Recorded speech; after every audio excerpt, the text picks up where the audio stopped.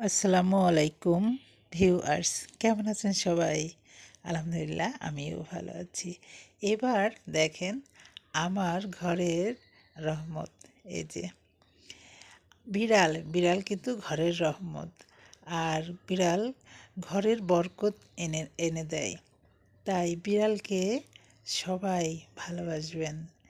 বিড়ালের অনেকে জানে না যে বিড়াল সম্পর্কে। অনেকে বিড়াল কিন্তু ঘরে আসলে অনেকে বিড়ালকে তাড়ায় দেয়, কিন্তু বিড়াল কিন্তু আল্লাহর তরফ থেকে রহমত নিয়ে আসে। তাই বিড়ালকে কখনোই কেউ তাড়াবেন না।